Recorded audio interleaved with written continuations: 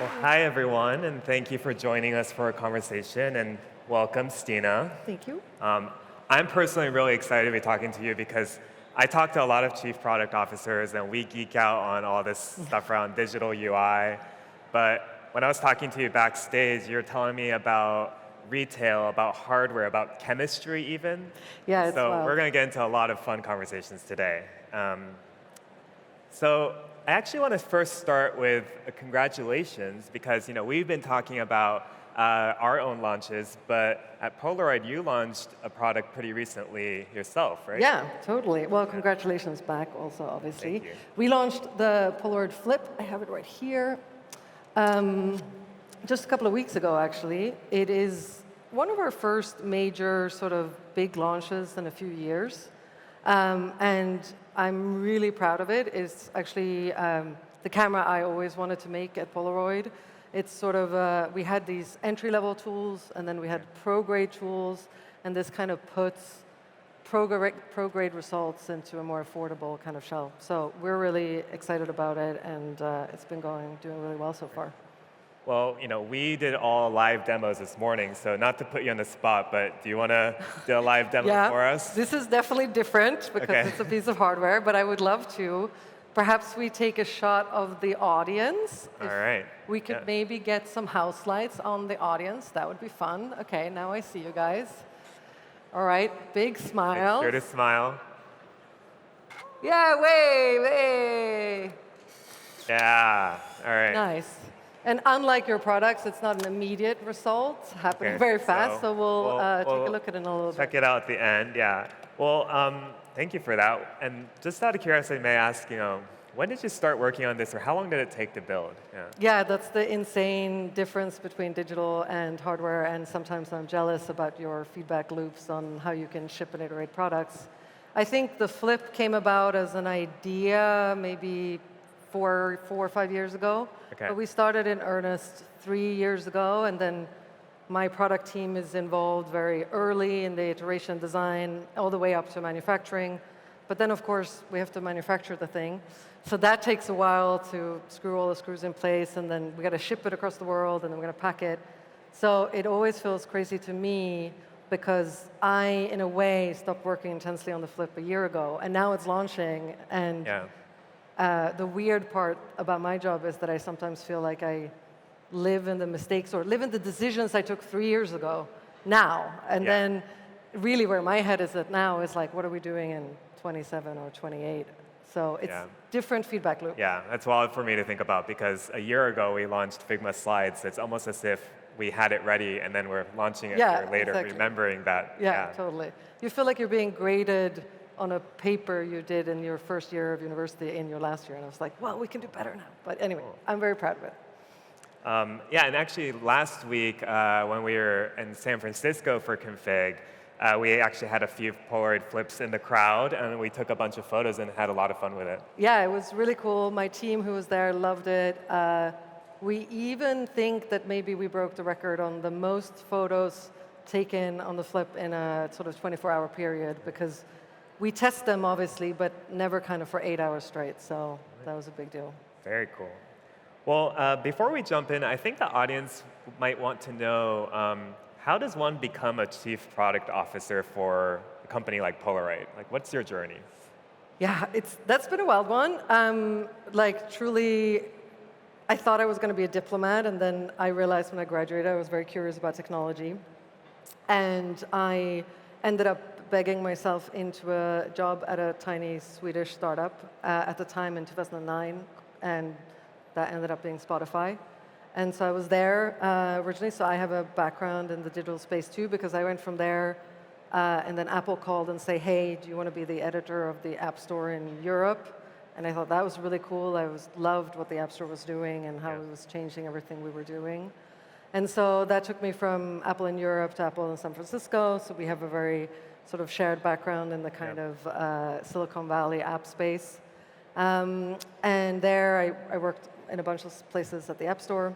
And then eventually by 2016, I felt like just maybe the world didn't need more apps at the time. It was getting a little crazy. So I went to go work for the New York Times, and then I wanted to start my own company. and actually make physical products. I really had a desire after all those years in apps and digital to make something physical that people could hold and feel. And so I tried to start a company in that space, and then actually as I was trying to do that, Polaroid called. And it was just too curious of an opportunity to turn down, because I was like, I had so many ideas right away of what like Polaroid could offer the world today. So yeah, that's sort of how I landed there. Well, I feel everyone in the audience knows what Polaroid is, but I feel very few people know the people or team behind it. So can you tell us a little bit about who Polaroid is? Yeah, and it's not a question that's like super easy to answer fast. I was telling you backstage, like the company has such a incredible, rich and long history. I work in a company that's 88 years old. It was founded back in 1937 by Edwin Land. He was a seminal inventor. You see here, it's one of my favorite Polaroid photos of him. He's wearing the silly scarf. He's testing the colors of the film formula, which is why he's wearing the silly outfits, but I think it's really funny. Edwin Land was an incredible seminal inventor and inspiration to the likes of Steve Jobs, really kind of perfected this idea of a company at the intersection of art and science, and obviously invented instant photography, this idea of this magical user experience of a photo, you're clicking a button and a photo coming out at the time was obviously incredible. So that was like one part of Polaroid's history.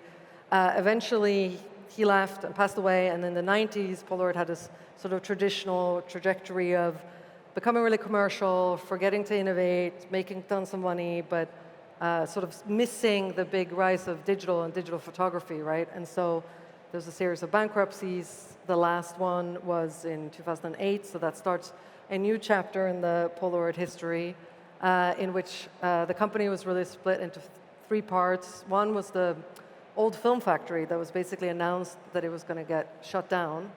It's the last instant film factory in the world, and a group of European entrepreneurs said, oh, we cannot let this art form die. So they bought the factory, they sort of coupled it back together, they called themselves the Impossible Project, after an Edwin Land quote, and which was, don't do anything unless it's nearly impossible, and manifestively important. And they put the film back together. Eventually, they started making cameras. And eventually, we became big enough to buy the Polaroid brand back and kind of reunite the film factory and the old brand. And so now we are kind of a European startup, scale-up with this kind of historical American brand. So that's the shortest way to do the history. It's an amazing story, and we would love to be around 88 years right? from now, you can be in the history books. I think so. Well, what I really was excited to talk to you about was kind of this, the perception I have is that the Polaroid product is complete, it's finished, right? It's like everyone knows it, they love it, right? And so when you think about, innovation and where to take it next, right? I'm thinking about, like with photography, maybe you want to make the photos more perfect, right? You want it to come more immediately, you want more capacity, but those things all seem at odds with what Polaroid stands for. So it kind of left me wondering, well, how do you think about evolving your product? Like, what does product innovation look like at a company like Polaroid? And it's something that we think about a lot. Well, first of all, we do what the Silicon Valley style product development, which is that we do iterate, and we do think that the camera is not complete. So one of the things that we do is kind of like, you have a couple of components to play with. You have lenses, you have ranging, you have the exposure system. And so we do release, for example, the Flip has twice the amount of lenses than the Now has. So there's ways that we can make the ultimate kind of core of Polaroid cameras better. That's one simple thing. But also kind of like you see Figma as not just a software tool, but an ideas company, and going beyond that, we at Polaroid don't see Polaroid as just an analog camera company. To me, it's like one of the oldest and sort of just a traditional kind of innovation and product company. And so I think a lot about what does the future look like, and what can we bring from our past into the future? Like, what is it that the future needs out of Polaroid? And I actually think that there's a lot that the future kind of needs out of Polaroid. I think we're trying to kind of anchor our products in a idea of people slowing down, people feeling more creative, people creating physical memories that have meaning. Those are some of the sort of principles that we then try to take with us into the future. So if a chemist comes to you and says, oh, I came up with this perfect chemistry that kind of lets you have a photo almost instantaneously, like what would the reaction internally be? Like, I think first of all, we have a big principle that like ideas can come from anywhere. Actually, one of the reasons we love Figma is like it's incredibly collaborative. We like build on each other's ideas all the time. I think the only thing is that it's like anything in hardware, the R&D investment and the kind of setting up of all of that stuff, like it just takes a lot of time, so we prioritize all of those differently. Having said that, we absolutely want our film to develop faster. Like we want it to do more. I think one of the things that we also toy with a lot is this idea of like creative limitations. You only have 8 photos in a film pack. And so what are ways that we can kind of like get people to think more before they take a shot? And that's one of the really interesting ideas. Got it. That makes a lot of sense. Well, a fireside chat in 2025 isn't a fireside chat unless we talk about AI. So I'm curious, like, is AI relevant to Polaroid, or how do you even think about the two coming together in any kind of way? Yeah, I feel like it's super relevant in the sense that like it's a technology and that there are many ways that we use technology, whether it is the original chemistry film formula or just the way that we do development today. So yeah, I think we're just starting to explore exactly what it means, but we, for example, launched a feature in our app that we called Fred AI, which is our head of customer service, Fred, interpreted into an AI tool that can help you take better photos. So if you are shooting Polaroid and you have a photo that doesn't maybe come out exactly right, then you can upload it to Fred, and we use AI to analyze what might have happened. Maybe the lighting wasn't correct. Maybe you X-rayed your film pack, which you have to think about, take the film pack out of the bag when you go for the airport. And so they know it, sort of we train the AI bot to know all those things and then give the user feedback on what to do differently next time. So that's just like one little ways that we use it. Yeah, I like that because it's still kind of educating you, but not trying to intercept or do something for you in the moment necessarily. Yeah. I'm curious, you have an audience of creators and, amazing designers here who are primarily mostly focused on digital experiences. And I'm curious if you have any advice for them, especially coming from a company that's, focused in the analog or the intersection between digital and physical. Yeah, I think at the base, there's a lot of similarities. Like, it's just about being curious to me.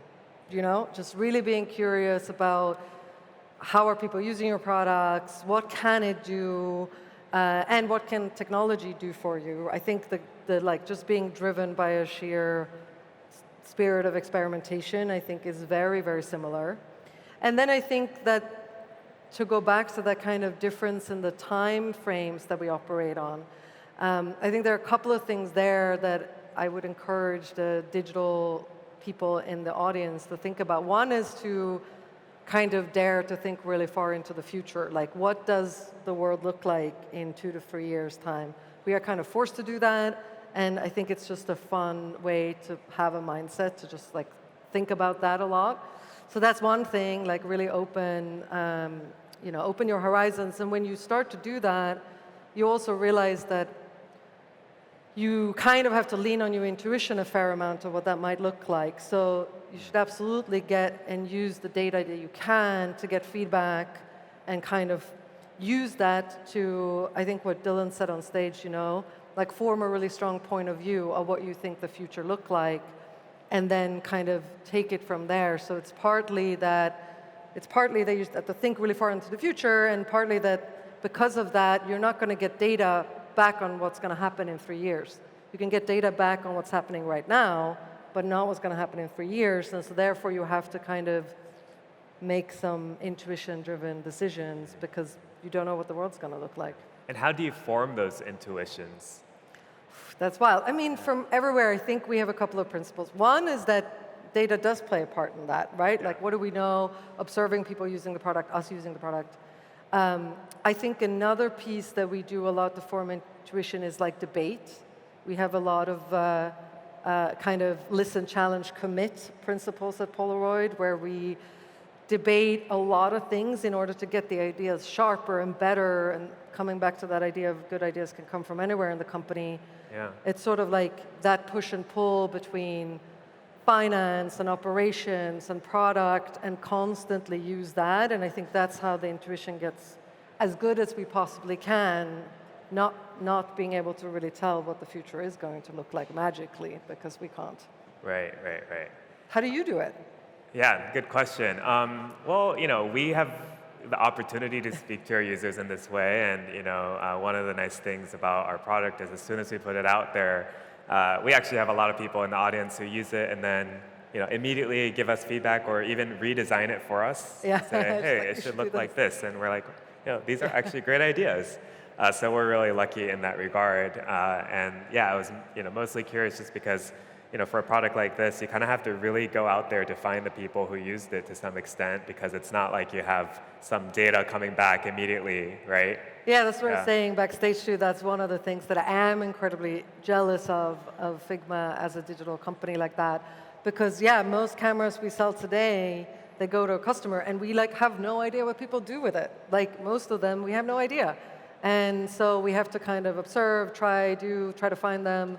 But yeah, that's definitely one of the tricky parts, is that someone goes and buys it and then it's not connected to the internet, so we have no idea what they're doing.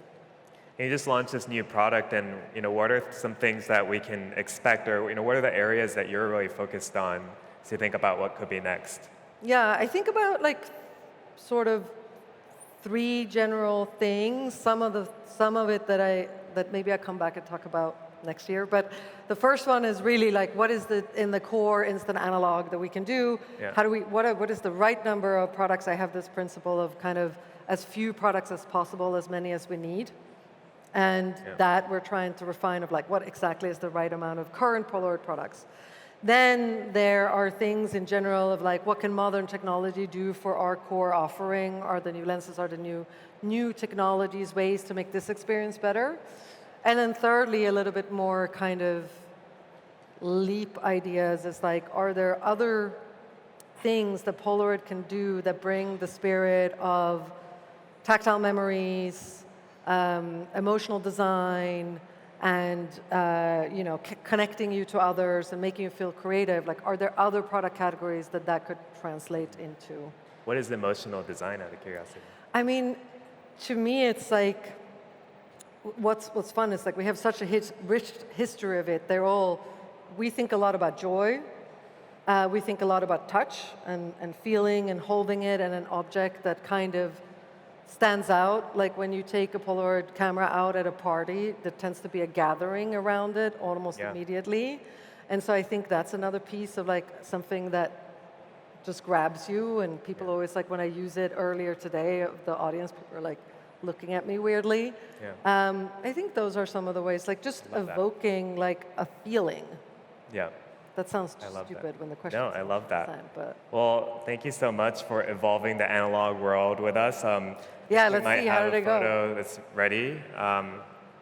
You can see some people in the front here really well, but so thank you so much for joining us today and for showing us the Flip. And hope you all have a chance to catch Stine outside and ask her about the analog world. Yeah. Thank you so much. Please do. Thank you.